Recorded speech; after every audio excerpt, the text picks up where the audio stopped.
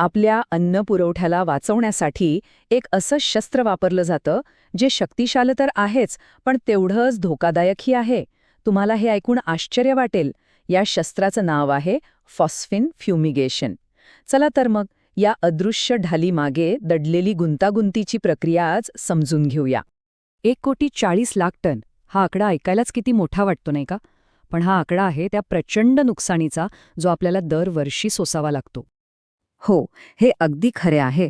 दरवर्षी आपल्या भारतात तब्बल 1,40,00,000 टन धान्य फक्त कीड लागल्यामुळे वाया जातं.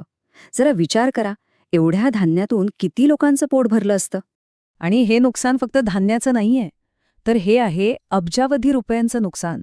म्हणजे हा एक असा मोठा आर्थिक फटका आहे जो थेट आपल्या देशाच्या प्रगतीवर परिणाम करतो.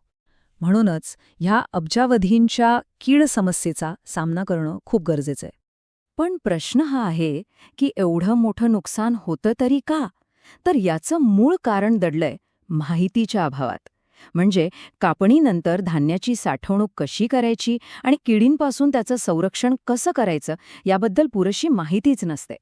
पण या मोठ्या समस्येवर एक खूप शक्तिशाली उपाय आहे. एक असा उपाय जो एका अदृश्य शस्त्रासारखा काम करतो. आणि तो उपाय आहे फ्युमिगेशन. आणि त्यात वापरला जाणारा फॉस्फिन वायू. बरं, मग फ्युमिगेशन म्हणजे नेमकं काय? अगदी सोप्या भाषेत सांगायचं झालं तर ही एक अशी पद्धत आहे जिथे एका बंदिस्त जागेत एक विषारी वायू सोडला जातो आणि त्या जागेत लपलेल्या किड्यांना मुळापासूनच नष्ट केलं जातं. फॉस्फिन वायू तसा मोठा विचित्र आहे.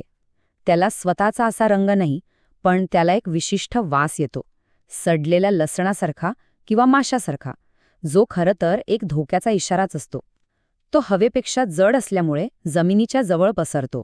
आणि हो, पाणी किंवा हवेतल्या आर्द्रतेच्या संपर्कात आला की तो तयार होतो. पण सगळ्यात महत्त्वाची आणि धोकादायक गोष्ट म्हणजे तो खूप जास्त ज्वलनशील आणि स्फोटक आहे. आता एवढा शक्तिशाली आणि धोकादायक वायू वापरायचा म्हणजे त्यासाठी एक अतिशय कडक आणि शिस्तबद्ध प्रक्रिया तर पाळावीच लागणार, नाही का?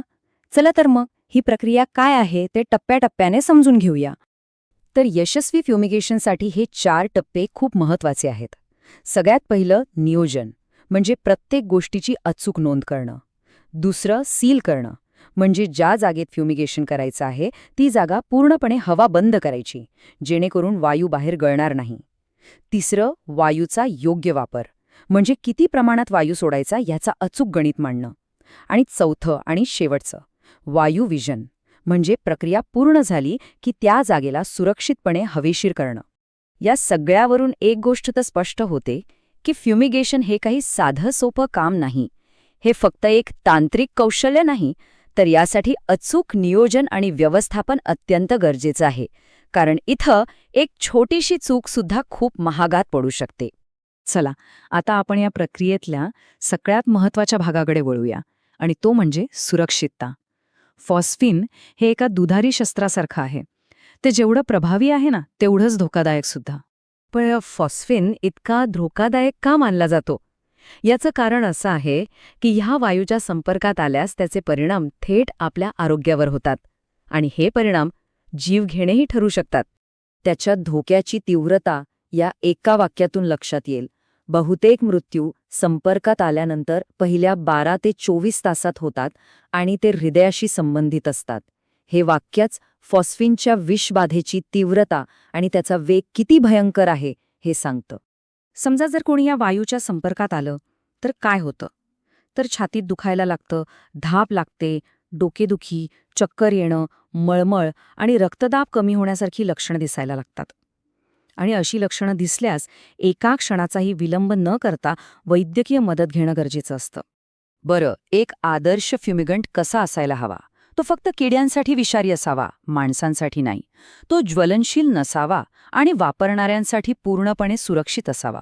पण फॉस्फिन याच्या अगदी उलट आहे.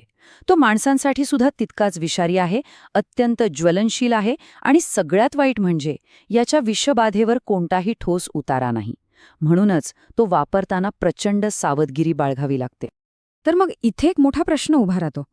एकीकडे आपल्या अन्नपुरवठ्याचं रक्षण करण्याची गरज आहे आणि दुसरीकडे त्यासाठी वापरली जाणारी साधनं इतकी धोकादायक आहेत.